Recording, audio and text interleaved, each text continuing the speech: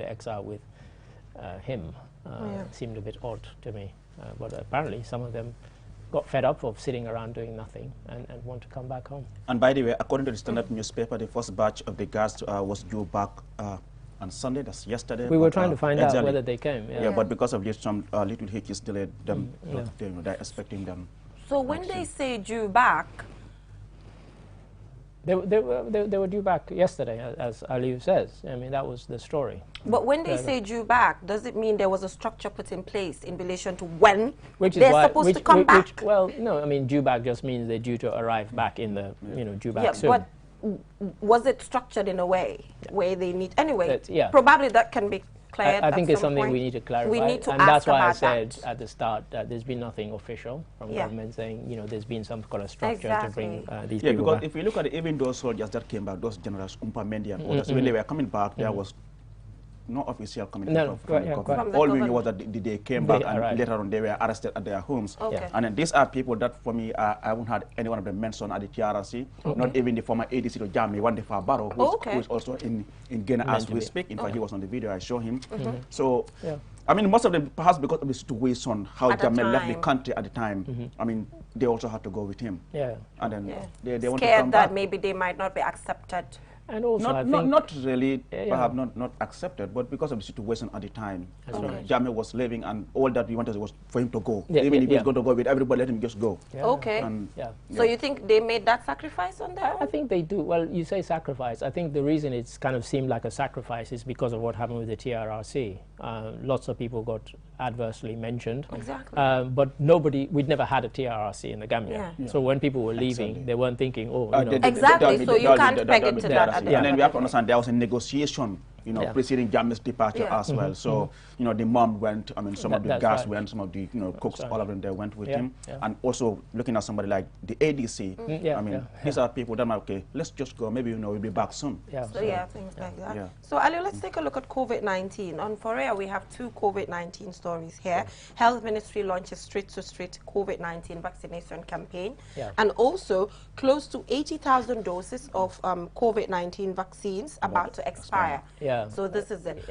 Well, did you expect that we would reach the stage where the ministry will have to go street to street, considering how deadly the COVID-19 is? Yeah, I mean, it made me smile when they said street to street. You all know what I think about streets in the Gambia.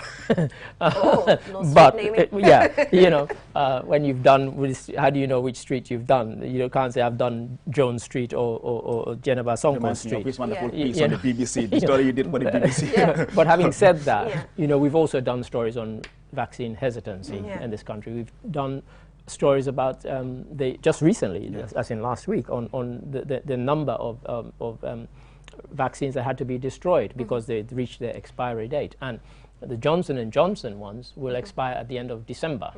And so, that's part of why we don't want to keep throwing away. Recently, as in yesterday, I sent around a story about only 5 African countries had hit the target of 40% of the population being vaccinated. No surprise that Gambia isn't one. Gambia isn't. Gambia we isn't just one. vaccinated 14%. Cape Verde is one of them. 14%. Yeah, 14%. I mean, it was the Cape Verde story that made me, circulate it. Because they are our neighbor, and I keep saying that they do things that they kind of set an example, and so on. And what's interesting about Cape Verde, not just because it's Cape Verde, but there are lots of things there are lots of similarities between our economy and theirs. They rely very heavily on tourism. It's officially the only country in the world which has more of its citizens living outside than inside it. There are about 2.5 million Cape Verdeans outside of Cape Verde. Inside the country, there's only 580,000. So they get a lot of remittances, just as we do here in the Gambia. So there are similarities. But in terms of how the country is run and structured, they're like a million miles away from us. People realized straight away that they had to, get vaccinated, and the public has been very supportive of that. And that's what we need here. And that's why we're going on this drive again to get people to say, look, this thing has not gone away. It's not going to go away anytime soon. Get vaccinated. It's going to be interesting to see come 31st of December how many people have taken up. But do you think anything has changed that will warrant people to accept this vaccine? I mean, when things were so tense, they didn't bother. Now that many people feel the COVID is over. Going to concerts. You know, there have been various variants, and now there's the Omicron one, which is like the latest variant. But Aliu is right. You know, what is it that has made, if anything, has made people change their minds?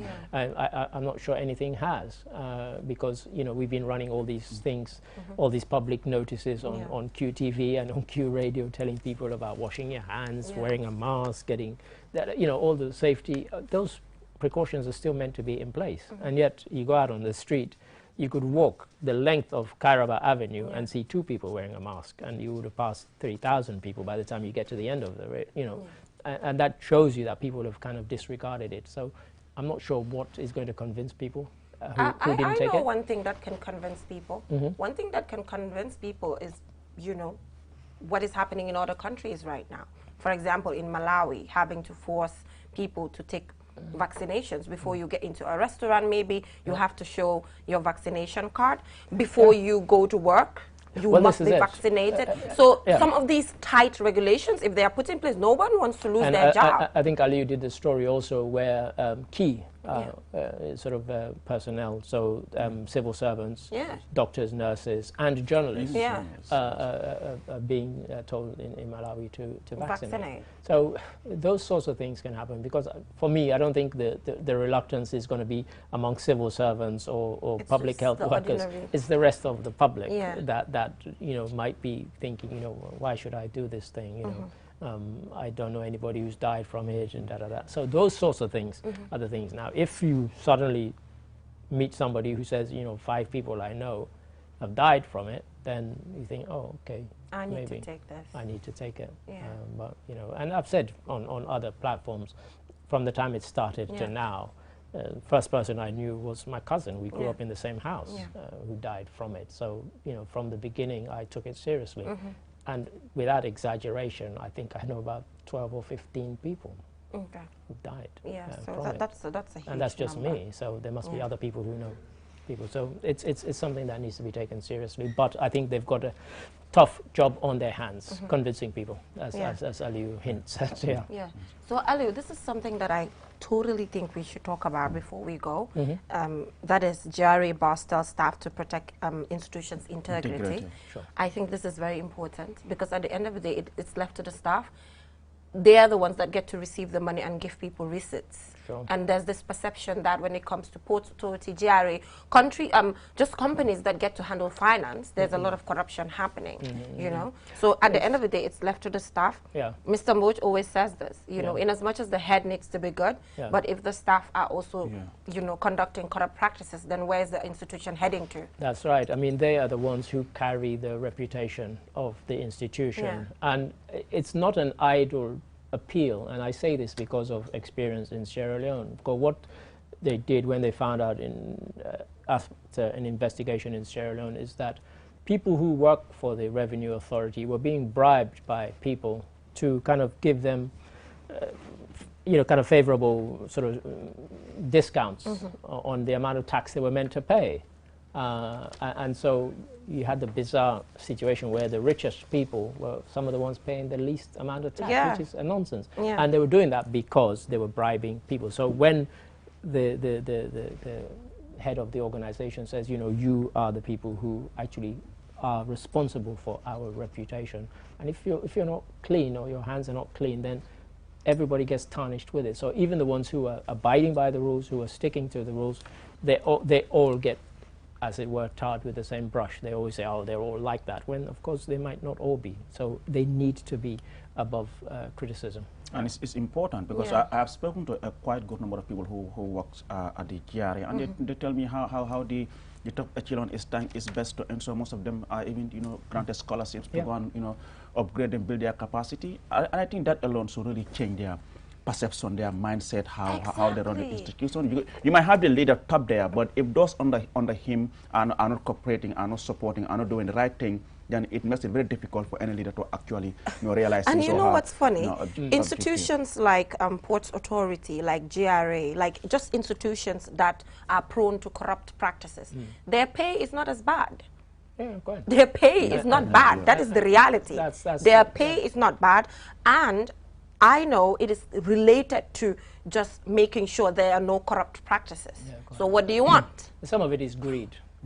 People, let's be blunt. I mean, you know, somebody who's already in a job, and you think of all the people who don't have jobs. You're in a job and you're decently paid, and yet you want more and more. But I think what in the countries where they've gotten rid of all this kind of thing, I remember about 10 years ago reading an article about port in South Africa, where there was a woman who took over, and she completely revolutionized everything. And they went from collecting the equivalent of, like, I don't know, $1 million a year to $100 million, just because everything that came into the port had a barcode. That barcode told you what was in the thing and how much they should pay. So there was no getting around it. You know, so the kind of the electronic system, it completely, and she won awards all over the world because of that change that she brought in. And that's the kind of thing. And let me tell you something, they don't like her. They want her to leave. You know, that's not the leader they want in that particular institution. But it's too late now, because she's been there all this time, and because of the way she's revolutionized the thing. And it's forced people to be honest, because it's taken away the temptation from them. It's no longer up to whether they decide that you should pay this, you should pay that. It's no longer their gift. It's electronically recorded, and you know, it's there for all to see and for all to check. And finally, let's just look at sports. I mean, we've seen the Minister of Youth and Sports, who's also the lead, who also leading this National Coordinating Committee for the AFCON, is also calling on Gambians to support the fundraising for the AFCON. The committee is tasked to raise $117 million. It's a lot of money. It's a lot of money. And you know, Gambians looking at this, kind of smiling and thinking, hang on, look, listen, we will give the team our moral support. We might not give them the financial support, because you know, we don't have it. You know, can somebody else, or can they find the money from somewhere else? But yes, they're asking Gambians to actually dip their hands into their pockets and contribute to. And you know, for me, you know, I read it with kind of mixed feelings, because you know, what you tend to get is that when you hear that sort of appeal, the team goes to the competition, and then you know, 2 hours before the match, they start complaining about the hotel they're staying in, or the bonus they were promised. And we've seen it with Nigeria, we've seen it with Cameroon, we've seen it with Ghana at the World Cup in Brazil, where they loaded a flight with money to. You know. Yes. Between them and the and the FA. So really, I've said this time and time again. We're less than a month away from the competition. The team needs to go there with complete peace of mind. Exactly. It's the only way they can prepare properly. Yeah, true. So, you know, for me, I don't want to see stories like that. Really. Well, sometimes we do not also start things at the right time. At the end of the day, this should have started. We've known since the minute the whistle went, and we knew we'll be late, right? Which is quite sad. But anyway, let's just hope things go well. This is our first time. We don't need, you know, anything bad around. You know, there's no time for that. But thank you so much, Adedrami, for joining us. You'll be joining us again on the sports update. So hopefully you will be able to have more time to be able to delve into this particular topic. So moving on, we'll head right on to social issues. Like we mentioned, Kule Adeniye, outgoing UNFPA Gambia country representative, will join us here to just tell us about his time in the Gambia. So we'll go for a short break, and when we come back, he will join us here. Looking for the fastest and easiest way to receive money transfers from abroad? Well, QMoney and RIA just made it happen. Now you can receive international money transfer from RIA directly into your QMoney account with no additional cost. Once you receive an SMS alert about your transfer, walk into any QMoney agent across the country to receive your payment for free, or use the money immediately to buy credit, QPower, and other QMoney services. It's fast, safe, and convenient. For more info, call customer care on 133. QMoney, Sinu Calpe. Terms and conditions apply.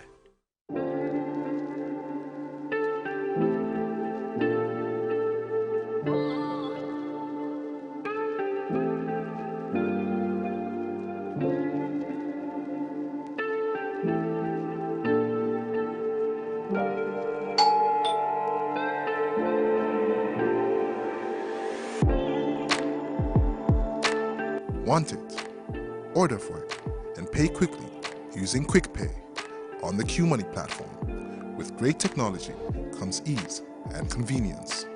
Get a glimpse of what a comfortable life is with QMoney by dialing *323# now. Call 133 for more information. QMoney, Sunyu Kalpe.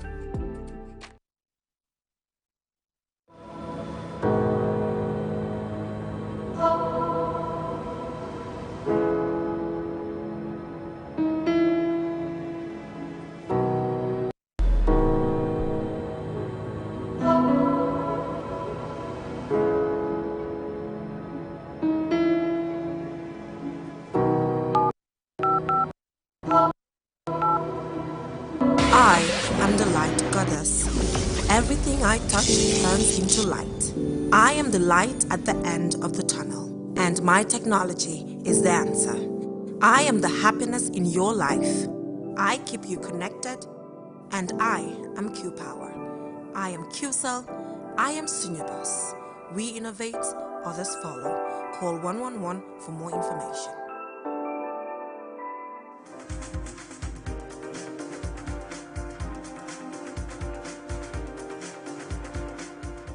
Welcome back from that short break. If you're just tuning in, you're watching QTV this morning, and I am your host, Jenna Bosonko, joined by my co-host, Aliou Cisse. Like I mentioned before we went for the break, we're now joined by the outgoing UNFPA Gambia country representative, Kule Adinie. And just to give, just a brief background in relation to what he does. So in this position, he oversees the life-saving work of the organization in providing access to quality sexual and reproductive health services to women and young people. And also, we're aware that he served as Chief of Operations and Head of Country Office, and he brings nearly 2 decades experience in sexual and reproductive health and rights, human rights, law, public health, public policy, and strategic leadership to this particular position. And that's not all, there's a whole lot, but hopefully if we have to mention all, we'll be here for a long time. Thank you so much for joining us. Thank you so much. I didn't recognize. I wasn't sure you were reading about me there. Well, that is you. My profile is supposed to be very small and short. No, and there's a whole lot attached to it. There's a whole lot. Thank you so much for joining us. Good morning, Jennifer. Good morning, Aliou. Yes. So, Aliou, I think it is important that we start with the Gambia. Before going into work, let's have a little bit of fun, about your impression before coming to the Gambia. And if you ever visited the Gambia before coming, and if not, while you were coming, what was your impression? What were you expecting? Okay, thank you. The Gambia, beautiful Gambia. I can say a lot about Gambia. Interestingly, I had not been to the Gambia before coming, but I knew a lot about the Gambia. I had uncles, professional colleagues who had worked here, who used to come for TAC, they call it TAC, technical assistance, and posting. So I heard a lot of things about the Gambia. I knew the Gambia was a small jewel. I knew everybody where I was coming from, looks at Gambia like a superbly beautiful place. So they always think it like an exotic location. When I was coming, I started asking questions and watching things. Someone told me that there are a lot of cats in Gambia. Oh! and I hated cats a lot. Really? I couldn't start. And she said, well, really?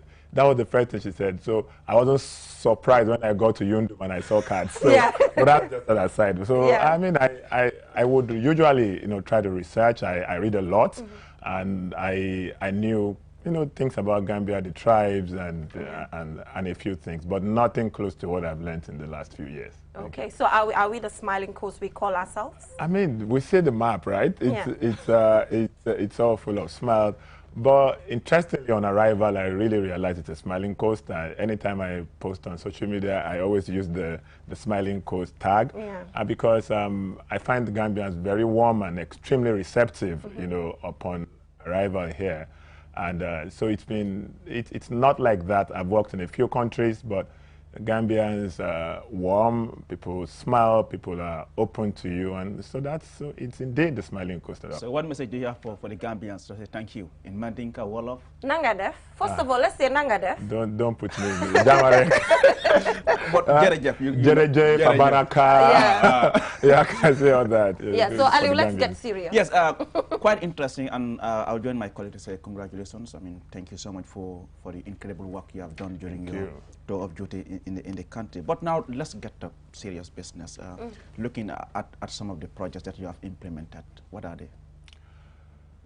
When you speak about projects, there's been a number. I mean, but we are not basically a projectized agency. We don't count number of projects. We look at a continuous life cycle work for the women and young people in the country. So I would speak to a few things, but I can say that we are continuous. And whilst my time is my time, UNFPA has been in the country since 1972, almost 4 decades, supporting women, access to sexual and reproductive health, like Jenaba rightly said. And so we continuously support, for example, provision of equipment, medical equipment to hospitals and access. We always work in training midwives, nurses, and all that. We are probably the sole provider of modern contraceptive methods in the country. We bring about 7 to 8 methods that are used quietly and openly by women everywhere. In the entire country, we bring that every year, and we do all that. That is for maternal health. For youth, we are always with National Youth Council and young people. We do major projects. My first week in the Gambia, I think I just came into fire, planning the Banjo Plus 10 youth summit, and we did that. We work with young people.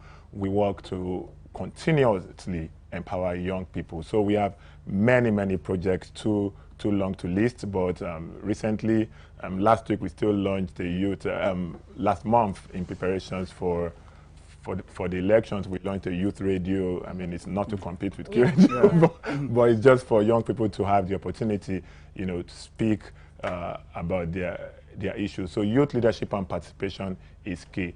Perhaps some very interesting thing we've also been able to do on gender and gender-based violence, passionate to me, I have to say that. And it's about, we've launched the first integrated women's center in the country, where women can actually spend the night if they feel, abused or violated, even in their homes. I mean, as we noticed during COVID-19. And so there's we have the center, of course, for the government. We don't own anything, we support government. We have a fully integrated women's center where women can receive help, they can have the knowledge, they can receive services, including post-rape, treatment and psychosocial support. I heard you speak about psychosocial support before I came into the studio. It's a major issue in the country, but so we've provided, that service. We supported the launch of the GBV helpline 1313, where you can, and in less than a year, over almost 4,000 calls had come in with women actually, having issues, and over 6,000 have. Over 2,600 of those receive psychosocial, mental health and psychosocial support with follow-up. I can continue, but there's a lot. So we're just going to take this step by step. Let's talk about, you talked about contraception and just reproductive health in general. So I just want to know the tangible changes, because we all know the perception of contraception and all of that. Just recently, I had an interview with one of your staff that is directly responsible for that. So what changes did happen during your time around that? So I don't like to speak about during my time. Like I said, so we can say. Let's follow the transition. So let's say I worked during a country program. So interestingly, I came at the beginning of our 8th country program. Every 4 years, we sit with government and design a program to say this is what will guide us in the next 4 years. So 2017 to 2021 is a country program. In that time, just to speak about contraception specifically, when we did the last demographic and health survey, which looks at the data, big survey, in 2013, access to contraception was 9% of women who want contraception in the Gambia. These are not people who don't want, these are people who want, but for one issue or the other, cannot get it. But just to quickly answer you, by the time we did the last demographic survey last year, it had 19% of women had, that access. So more than double of women, are already accessing contraception during, if you like, say my time, but that's the period. Yeah. Now, this is still far from the ideal, but that has improved. And there are many reasons why we need to work on contraception and do far more. We're not resting on our oars. We're not thinking that we've done enough. We know that there's still a lot to do to address the prevalence of contraception in the Gambia. So that's, just to answer that particular question. Yeah. Okay. So moving on, like I said, we will take this bit by bit, exactly, like you mentioned. Important, yeah. Yeah, I mean, not long ago, you were also in Basse, where you also opened a new center there. What does this center seek to achieve? So, the Upper River region of the country has peculiarities. I mean, I don't need to tell you. Yeah. It's like the farther you go from the Combos, the more, some, not necessarily negative, but some practices, become typified. So we have some kind of level of exposure, poverty, and cultural practices that we believe, needs to change, even at the center, but it doesn't get there. In Basse, we realized in Upper River region, through, there were some climate-induced issues that are going on in the country. Land becomes more difficult to access, salination. So women are actually not having an opportunity to farm in the land that they used to. This is causing communal conflict, and it's ultimately eroding the opportunities to make a living for them.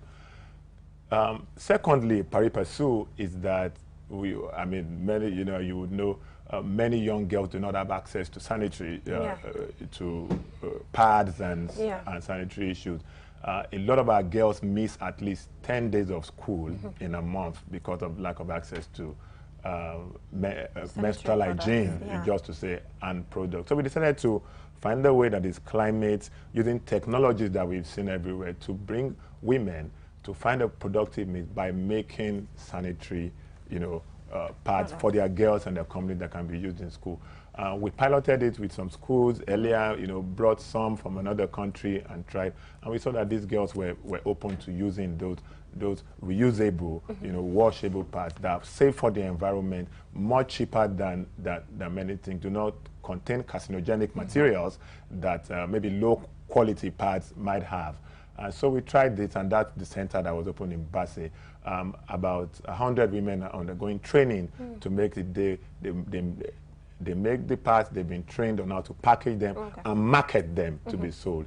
But not only parts will they be able to do, it's a big sewing architecture. So they can make many other things. We'll encourage people to go. So if you need to sew bibs for hotels, they can do those things. So 100 women are already going through that. The training will continue. And then, to bring more women into learning these kinds of trade and also be able to... By the way, they are located in Basse Mansajan, just after the governor's office. Yeah, amazing.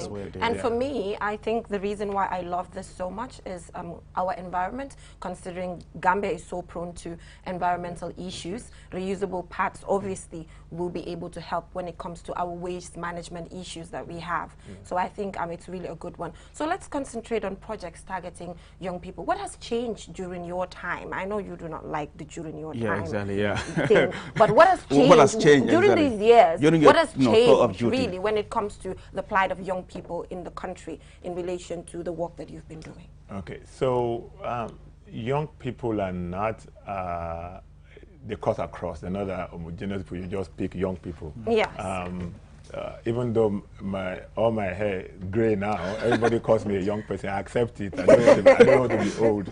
Old people can keep the old, the old time. To be old now. But young people also have dynamic and particular peculiarities, especially in our system and in our culture. First and foremost, they also have needs and beliefs.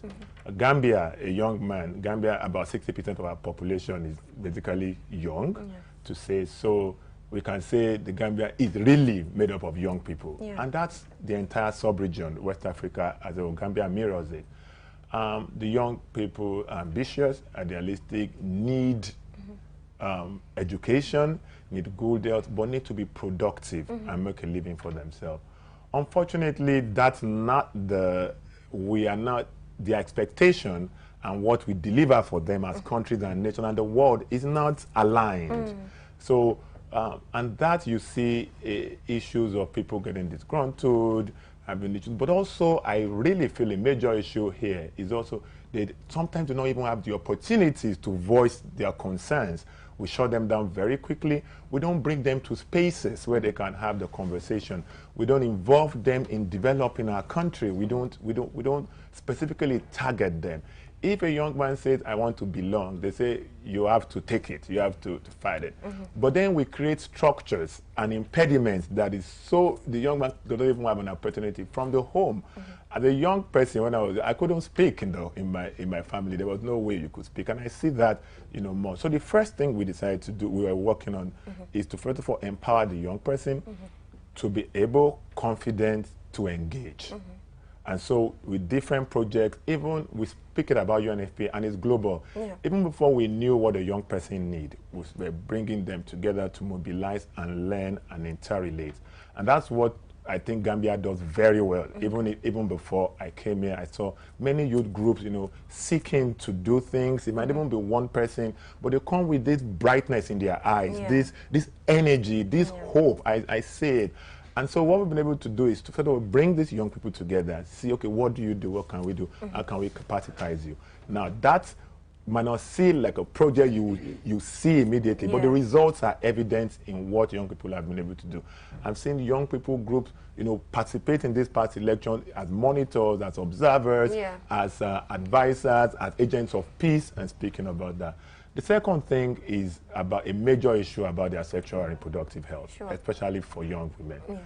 I don't have to say what a young Gambian lady might go through. I can create an analogy from exposure to harmful practices, female genital mutilation, to her opportunity not to even be able to speak out about the pains that she goes through and be able to get quality health care, including sexual and reproductive health. Through our women's group as well, led by young people, we've been able to reach young girls, and support them to, again, engage, learn, speak, and also look after their health, and including their mental health, and psychosocial issues. So young women are engaging. They are doing mentorship programs. Many of our young female groups, have female mentors, and they're moving in that area. The final one I'll just speak about, so I've spoken about health, I've spoken about leadership, is participation, and the opportunity we reached out to, even to political parties. It's important to have in your constitution to make sure that women and young people form a core of your party. You need to hear from them, and then there has to be some part of way of succession, in this system. Many of the parties took it. They have those things in their processes now, and they even have inter-party youth committee that engage. So we say that we believe, and we want to strongly suggest that this is one of the reasons why December 14 and aftermath have been relatively peaceful. Because if it was the angst that was there, young people are agents of change, but they could also be easily motivated to become issues of strife because they have the energy. But young people this time decided to sit, watch and engage, and we're very proud of the work. Thank you. Any regret as you came to the... even if it's not regret, what is that thing that you really wanted to achieve, but wasn't possible? So for me, that's a big question.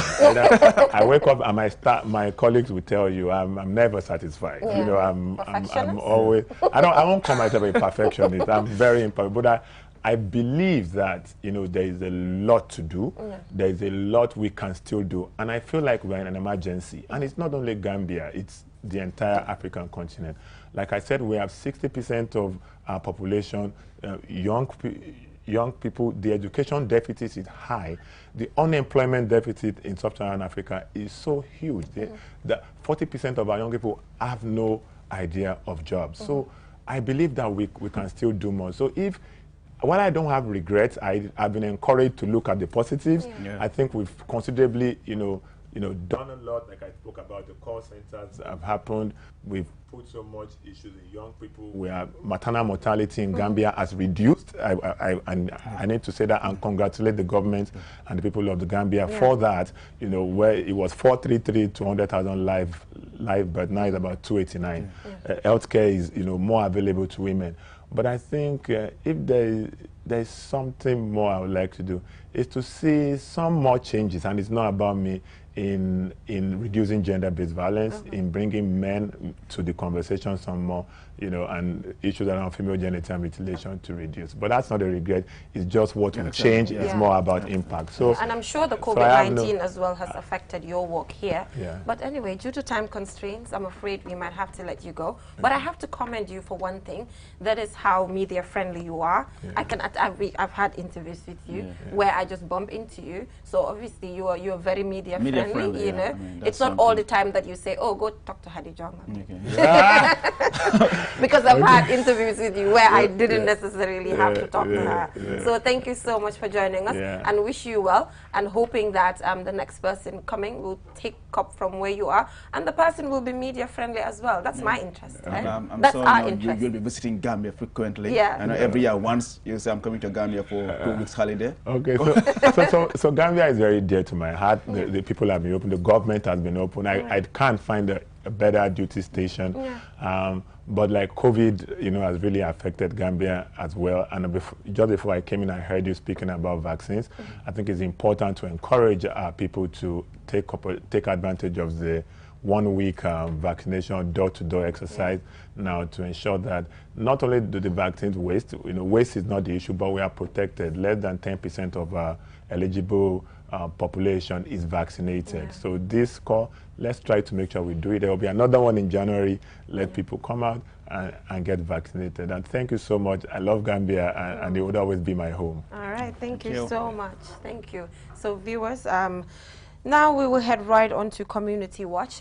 Speaking of COVID-19, we're about to discuss the COVID-19 vaccination mobile outreach campaign, as 80,000 doses of our COVID-19 vaccines will expire next week. So we'll be joined by a representative from the Ministry of Health to talk to us about their street-to-street vaccination campaign. We did not expect we would reach there, but if it's worth it, then we have to go for it. So we'll go for a short break, and when we come back, we'll head right on to that. Sure. With so many things to do in a single day, it's important to have a network you can trust. When there's family and friends to connect with and business calls to make, you need a network that is reliable and fast. Talk longer, browse faster, go farther, and roam wider. When your network is solid, the world is your oyster. QCell, your trusted network in the Gambia.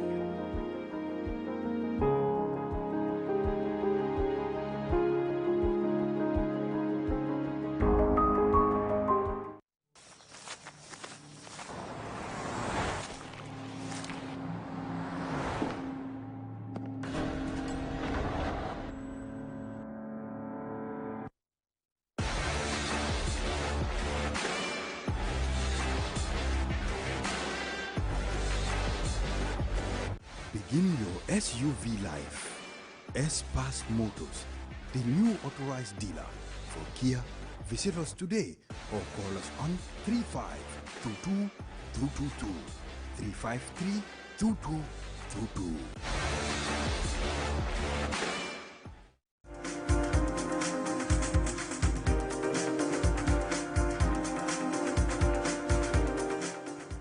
Welcome back from that short break. If you're just tuning in, you're watching QTV This Morning, and I am your host, Jenna Bosonko, joined by my co-host, Aliou Cisse. Aliou, it seems we are forgetting about our partners. Ñu tax ñu toog fi. So du ton one stop water solution duñ fi toog de. Ba di ngeen gis Jenna Bosonko sen kanam ak Aliou Cisse. So One Stop Water Solution, thank you so much for being part of this particular program, for all your water heaters. Just on Thursday, you saw the variety of things that they have to make sure that you get to have quality water. And like I mentioned before we went for the break, now we're heading right on to the COVID-19 vaccination campaign that is about to be launched by the Ministry of Health. And this should start from Saturday 18, actually, to Friday 24 December 2021. And like we mentioned, 80,000 doses of COVID-19 vaccines will expire, and the ministry is trying to work towards making sure that we do not lose all of that. Thank you so much for joining us on the program once again. Thank you, Geneva, for having me, and Aliu. It's a pleasure to be here in this morning. Okay. So what are the modalities put in place in relation to this street to street, or should I say house to house? Yes. So is it a street to street or house to house? Because when we say street to street, then you station in a particular street? It's going to be a combination of both. Oh, okay. The social mobilization teams will be going house to house to mobilize the people within around the streets or communities so that they can come out, and then the teams will be closer to the households by coming on the streets. Yeah. So when the social mobilization teams get into the compounds or the household, they will mobilize, let the household dwellers know that at least a team is nearby at their street, so they can just come out and then get vaccinated. So we are doing this just to make sure that we increase our coverage as far as COVID-19 vaccination is concerned. Because we remember that the Ministry of Health targeted to vaccinate 60% of the population, which is 18 and above. But as of now, we only have 14% that have been vaccinated since the beginning of the vaccination. So one might ask, Aliu, why now? Why is the ministry doing a street to street or door to door or house to house campaign now? Because at the end of the day, this 80,000 doses have a week to go. And this did not happen for all these months that we received these jabs, and we are doing it now. Of course, is this the Gambian culture? Are you following the Gambian culture where everything is last minute, or is there a motive? I don't know. This, I think, is the second or third exercise we are doing house to when house? It comes to not house to house. Even this one, the vaccination, we are not going into every household to vaccinate people. We're just making it closer, because the vaccine, since they arrived, we did have a campaign for 10 days. You know, that was across the country, but that was not house to house. You remember there were times you go to Westfield, you find a team there. There was a time you go to Bruceby, you find a team there, not even at our health centers. And we are just extending that strategy to make sure that we get closer to the people. So we said now, instead of main points like Bantabas or strategic locations, let us also get further into the communities by getting closer to the people. So that's why we get in this street to street and door to door campaign strategy. But why now? Why right now? That's what I'm saying. This is not the first time we are doing it. But as close, it's not, the one you did previously was not disclosed, right? Because by then we just received the vaccines, and then we wanted people to come out and take the vaccine. So to make the vaccine accessible for the people, we went out across the country, even in the villages. We did send teams there with vaccines and everything. But this time around, we just want to also make sure that we get closer to the people, because the door-to-door will give more people access. Because what we realized is, when we did the first campaign across the country, we realized that many of the regions did better when it comes to, you know, having people to vaccinate than the people in the urban areas. So the rural settlements did better when it comes to the reception of the COVID-19 vaccine than the urban. Really? Rural Gambia? Yes. So that's why we targeted this time. These are facts from our records. I have the records here. It will show. So for example, in CRR, we vaccinated 1,591 in our last campaign. When in West Coast Region 1, that is Western Region 1, we recorded 302. So just imagine CRR recording 1,500 and 91, and then Western one region registering 302. So this shows that there is a big gap. So that's why this campaign is not even across the country for the street to street. We are doing this within the Western one region and Western two regions, health regions. And when we talk about Western one and Western two health regions, this covers from Banjul up to Kalaji. So these are our problems, and we want to make sure that these vaccines, people have access to them. Because we saw that maybe here in the urban areas, many people go to work, people are busy, women are on their business activities. So everybody is busy in the Combos or within the West Coast region. So that's why this time around, we tailored this specific exercise just to make sure that we bring the vaccines at the doorsteps of the people. So this was not the first time. What makes you think Gambians will embrace this vaccine now and not when we were reporting so many cases of the COVID-19? Yes, Gambians have received, because if you see 250,000 plus have been vaccinated since we started. Talking about a population of more total vaccinated. Over 2 million people? Yes. And you get less than 500,000? We targeted to vaccinate 60% of the population, but out of that we have 14. And there is this COVAX vaccines that we have provided. So that is targeting to vaccinate at least 20% of the population, and then the other 40% will be funded by WHO and other partners. So the 20%, we want to reach that before the end of the year. This is our target. At least 20% of the population should be vaccinated before end of December. So that's why we bring in this strategy, because we know that 60% of the Gambian population also lives in the Combos, that is from Banjul to Kalaji. So that's why we are giving access to these people to also increase our coverage as far as the vaccination is concerned, because we also know that there is a variant in going around the world, which is the Omicron.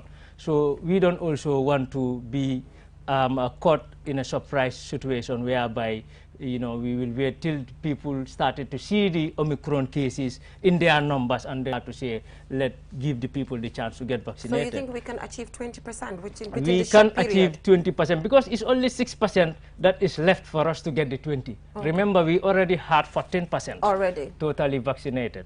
So now we just need to strategize and increase our sensitizations, and maybe with the increased intensity of sensitizations and easy access, because many people, when they go to work, most of the time, if the workplace like QCell didn't mandate that you have to get vaccinated, many workplaces, their staffs are not vaccinated. So, and then we want to make sure that not even at their workplaces, but we meet them on their in their communities, in their streets, in their homes, so that they can have access. Because that is the challenge, that I cannot go to the health center to get vaccinated because I will be, late to work, or I will miss my work time. So these are some of the reasons why we roll out this street-to-street vaccination. Still on my question, what makes you think these people are going to embrace this vaccine now and not before?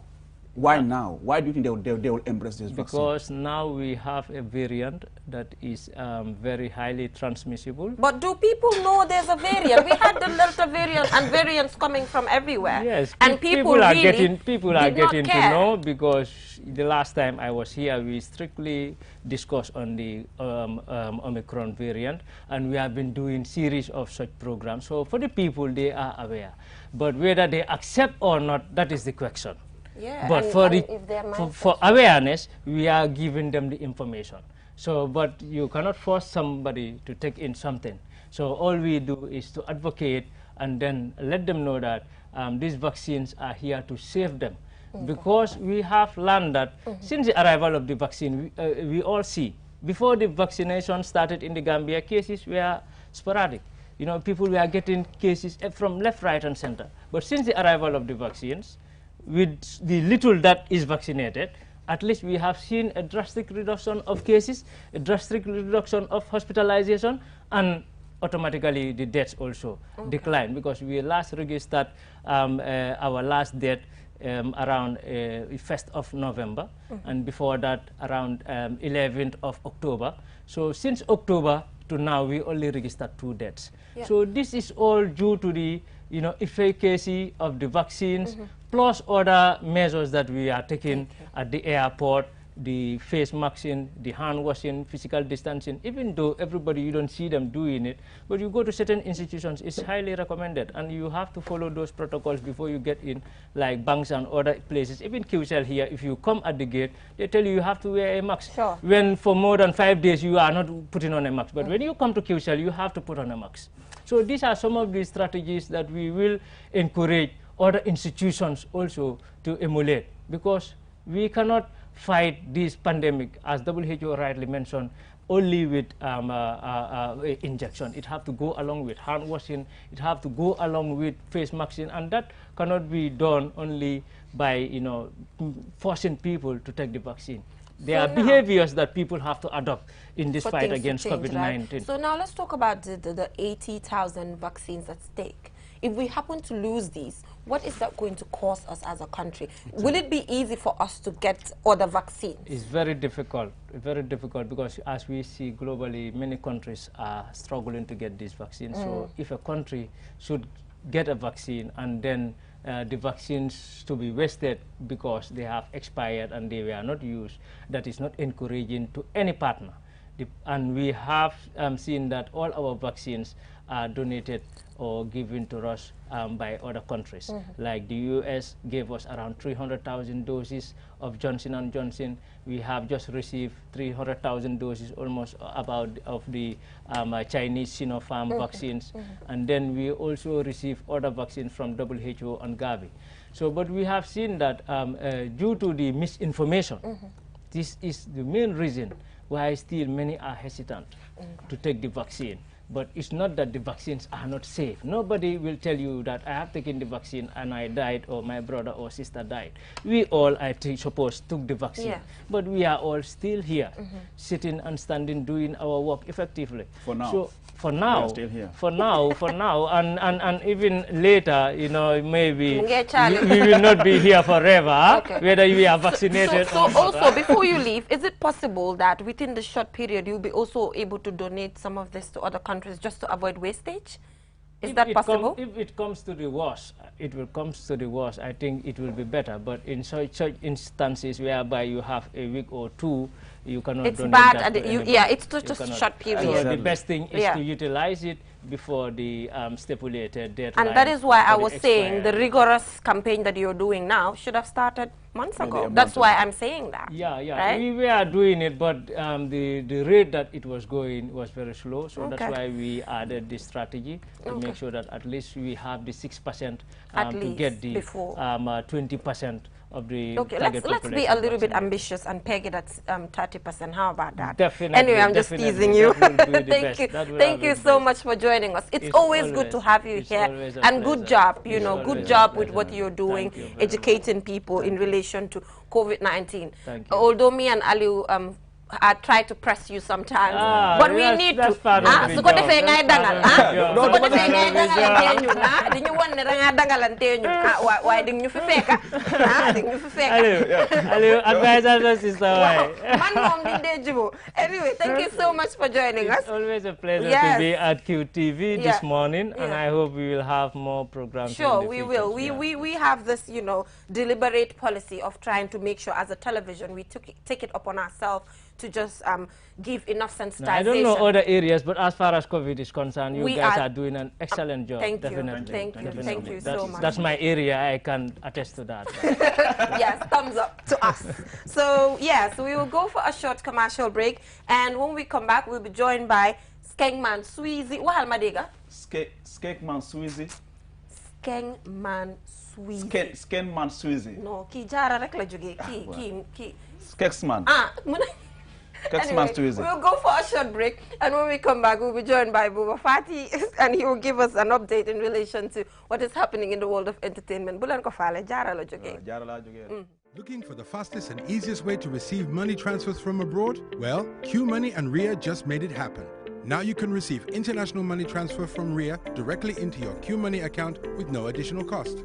Once you receive an SMS alert about your transfer, walk into any QMoney agent across the country to receive your payment for free or use the money immediately to buy credit, QPower, and other QMoney services. It's fast, safe, and convenient. For more info, call customer care on 133.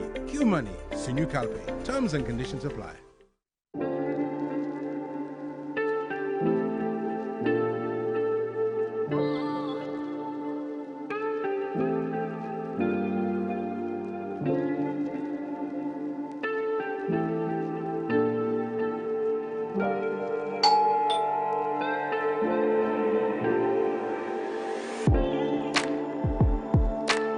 Want it?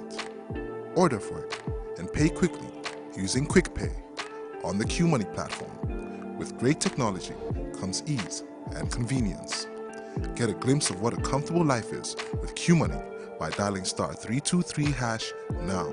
Call 133 for more information. QMoney, Sunyu Kalpe.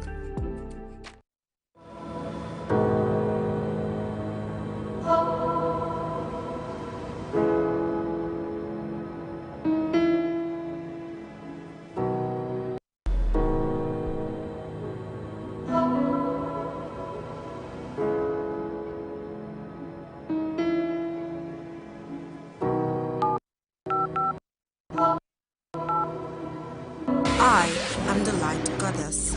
Everything I touch turns into light. I am the light at the end of the tunnel, and my technology is the answer. I am the happiness in your life. I keep you connected, and I am QPower. I am QCell. I am Sunyabus. We innovate, others follow. Call 111 for more information. With so many things to do in a single day, it's important to have a network you can trust. When there's family and friends to connect with and business calls to make, you need a network that is reliable and fast. Talk longer, browse faster, go farther, and roam wider. When your network is solid, the world is your oyster. QCell, your trusted network in the Gambia.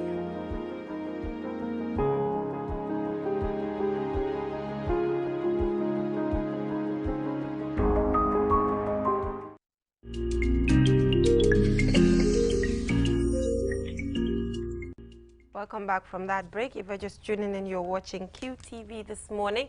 And I was just teaching Aliu how to say Skengman Squeezy. Skengman Squeezy. Yes. And he's back here. Yeah. Welcome back. You're not on you. I'm glad to be back. Yeah. You know, after a short break. But it was an amazing one as well, because I learned new stuffs as well. And I get to meet new people and learn from them as well. So my break wasn't really wordless break. It was worded actually. But I'm glad to be here again. I've been following your WhatsApp status. It was on a low. It was on a low thing, you know. Yeah. I'm Skengman Sweezy and I'm back again. And sorry, my voice. I hosted the Diamond Show as well, so my voice is kind of, you know, horrible. But my guest with me today is YG. Welcome to the show, bro. Yeah, thank you very much. It's a honor to have you in the studio with me, man. Yeah. So we have a TikToker today in the studio with us. We're going to talk about his journey on the TikTok and what really inspired him in doing TikTok videos and dancing as well. So first of all, tell us about you actually. Who is YG? Yeah, actually, my name is Bouakar Sanyang. I am 23 years old, and I graduated from Nusrat Senior Secondary School in 2018. I don't know why you're interacting. And I'm also working at Thunderfront. Okay. Yeah, it's a new company in the Gambia. So I have been working there like 6 to 7 months now. Yeah. And what really got you into dancing? Because I've seen your videos. It's like you do TikTok videos, but all you do is dancing in the videos actually. Yeah. Dancing is something that I love a lot. And I enjoy doing it sometimes. And I use it to free my mind, to free my mind. And like, what really inspired me to do TikTok is that my friends told me, like, if I post the videos I recorded on my phone, people will like it, and I will receive positive comments from them. So that's what inspired me to post videos on TikTok. But I have been dancing even before TikTok. You know, I'll say this. You don't look like a dancer. You don't even look like who can dance to me. Your looks, actually. Okay. But when I saw the videos, I was really impressed, you know. Those moves, the leg walks, the shaku and other stuff. So you're really good, bro. No cap on that. Yeah. So your mom and dad, are they in support of you dancing as well? No, actually, my dad didn't know about it. But sometimes when I'm making TikTok videos, my mom will be around looking at me. And then she's supporting as well. She'll be laughing. Like, what are you doing? You are here the whole day dancing, doing nothing. You are useless or something like that. No, but it's gonna come one day. Yeah, but my dad didn't know anything about it yet. Yeah. So when do you start using TikTok, actually? And so far, how many likes and views do you have from your dancing videos? I started 3 months ago. Right now I have 78,000 likes. But the views I cannot calculate everything. But my highest view is 65,000. I have a video that has 65,000 views. It's not bad actually. We're getting there. But we're going for a quick break. Let's watch his dancing videos, and when we're back, we continue the interview. It's so easy. Yeah. Hey, ha. Boy, amen.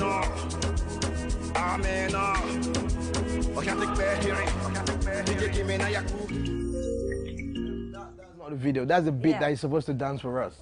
That's the downloaded beat that I downloaded because I want him to dance for us actually. All right. Let's watch the video that he did on TikTok, and then we'll go to the dancing thing next. Yeah. So meanwhile, Buba, It's like we don't have the video with us. Yeah, seems like it. But Buba, so I just want to say something. Yeah. You know one thing I am happy about right now? The fact that he's dancing. He's been to Gambia's best school. What do you mean by he's from the best school in the Gambia. We're not going to talk about that. We're not going to talk about that. And also, anyway, for all seriousness, okay, we have the video now, so let's take a look at that and we'll be right back. Let's watch the video and be back.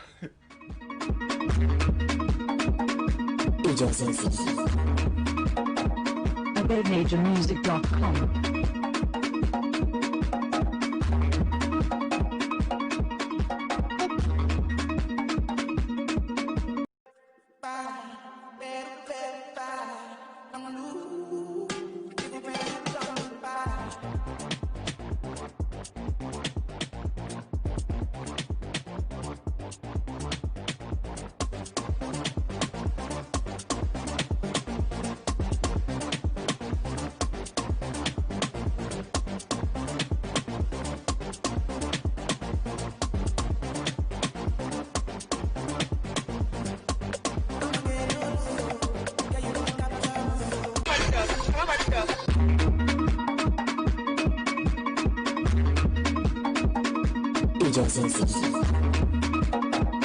AbedMajorMusic.com.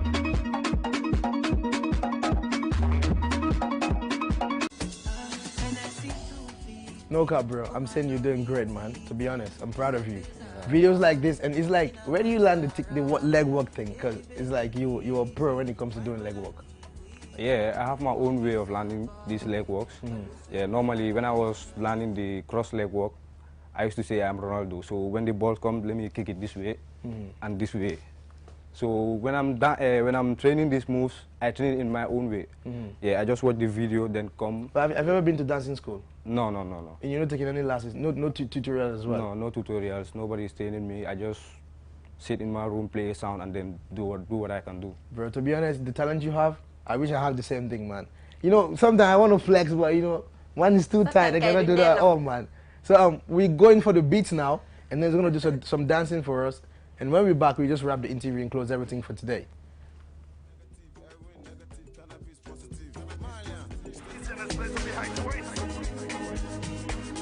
Okay.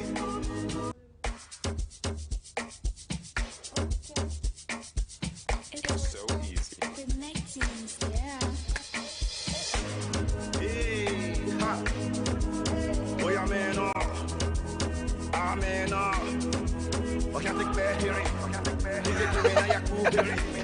Let me tell them how the thing goes.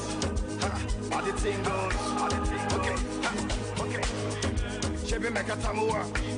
Say my tukina go join God. You want to bamba? You wanna cheat with the big boys? Now you the wrong, kitty kitty, you the wrong, get enough with drink with a drop cup. Ha! Hey! Can you see how the thing goes? How the thing goes? Oh, you tell them I hope and you. And who? Ha! Alright, take it easy, and let's play some behind points. Okay. Yeah. He did not tell us if his dad finally accepts that he's dancing. Exactly, because I know your dad is watching you now. Right now, TV. somebody's recording the video. Your dad is seeing you dance on TV. Does he accept it now? No, right now my dad is not watching it. So. He's not watching. No, but you're not sure. Does he know? Does he accept that you're dancing? But they don't. I don't really know. Not yet. Not yet. Okay, we will convince him. Exactly. You know, let's Dad, try. Dad, please, we are begging. Allow him to dance. Allow him to dance. He loves it. Yeah, but maybe right now my uncle will be watching it. Hey, like that. So, a quick one, yeah? Yeah. Does your dancing affect your work as well? No. So how do you do both? Like after work, I used to go to the Independence Stadium to work out. Okay. So, yeah. You know, it requires a lot of energy as well. Yeah. When you dance. Yeah. It requires a lot of energy, bro. Yeah, it requires a lot of So what is your advice to young TikTokers that are coming up as well? To just keep pushing hard. You know, it's not easy, like, because most of the time, if you post videos on TikTok, people will not be liking it. Yeah, so you might get discouraged and stuff, but we just keep pushing. And don't forget, I use TikTok as well. My TikTok name is Kangman Sweezy.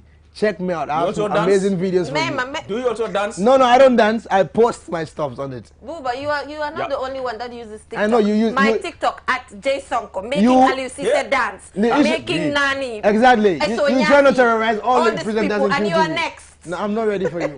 So before I take a leave with you, man, my outfit is sponsored by Big Sam and Sisters. Trust me, this guy have a lot of good stuff that you can buy from him as well. You can call him on 397-3856. He's right at Busumbala. And my sneakers, Tafa, get my sneakers, man. Get it. To be honest, man, we're doing trademark today. Yeah. My sneakers is from Drip Plug Gang. Link, my bro, is gonna get you something better than this, man. You can call him on 335-8835. Call Drip Plug Gang and get something like this, man. And don't forget, you can get him on Instagram as well, on Drip Plug Gang. And don't forget, man, to follow me as well. I'm Skangman Sweezy Black Boy on Instagram. For my end, I'm saying bye-bye. Till I see you tomorrow. Thank you so much. And to your guests, thank you so much. We wish you well. Hopefully, don't give up. Like I mentioned, you know, I am happy about the fact that you're dancing and you have a job. Yeah. You have a career. Yeah. I always talk about this. If you are Lionel Messi, even if you are Cristiano Ronaldo, you have to be educated. You have to get a job. It has to go side by side, because some of these things are not sustainable, and at some point you might need just something else to keep you going. So thank you so much for what you do, and never give up. And I'm praying that you'll be able to convince your dad to actually allow you. And I hope he will not just beat you today when you get home. No, Daddy will not do that. Daddy, please. Yes, Daddy will not do that. So we were just asking him to give you a chance to actually do what you love. So Aliu Cisse, that is all we have time for. So till we come your way tomorrow, bye for now. bu ne yelloo na ndox mu set te ndox mu set dafa bokk ci dunni doomu aadama te biir kat amul seetu waral na lépp lu fay dugg dafa war a doon li nga xamante ne ni lu indil doomu aadama bi loraange ci wàllu wérgu yaram One Stop Water Solution Limited ñu ngi fii ci biir réew taxaw temm fexe pour gis ne doomu aadama bu ne di nga naan ndox moo xamante ne ni ndox mu sell te wóor la ndax indil nañ leen ay xeetu filtres yi nga xamante ne ni mun ngeen koy jëfandikoo ci seeni pompe yi ci biir réew moo xam booxool ngay jëfandikoo wala pompe nawek yi ne bépp xeetu filtre bi nga xamante ne ni dina la indil wér gu yaram musal la ci loraange amal nañ leen ko ci biir réew am nañ 10-inch filter set of 3 bii nag ñett lay àndal bu ci ne ak li muy liggéey bokk na ci 5 micron pp sediment filter bii nag mooy segg ndox mi ba mu set génne fa lépp li nga xamante ne ni warta ànd ak ndox moomu bala nga koy jëfandikoo gat granule carbon filter bii nag mooy segg génne lépp lu xeetoog chemical ak organique yi nga xamante ne ñoom ñoo nekk ci biir ndox mi sellal ndox mi ba waral mu soppi li nga xamante ne moom la ndox mi di saf mu soppi cafin gi def ko ndox mu sellate óor CTO block carbon filter bii nag du yem rek ci segg ndox mi sellal ko ba mu sell waaye nag daf koy yokk ay ngéneel yi nga xamante ne ni day baax ci wér gu yaramu doomu aadama bi dëgëral waaye tamit yàggal lool sa yuur wi am nañ tamit 12-inch filter set of 3 boobu it liggéey bu nu mel lay def ñetti filter yépp benn bu nekk ak lu muy liggéey am nañ 10-inch post carbon 10-inch coconut carbon 75 GPD pure one membrane bi amal nañ leen bépp xeetu water tank tàmbalee ko ci 500 litres 5000 ba ci 1000 litres ak plumbing fittings kon nag mbokk yi bu ngeen bëggee naan ndex yu sellate wóor seeti leen one stop water solution limited suñu màkkaan bu mag baa nga foofa ca Sukuta highway Mariama Kunda Johnson wala nga call ñu ci 505 5691 796 8272 one stop water solution limited ndox mu set mooy yàggal dund ni doomu aadama bu ne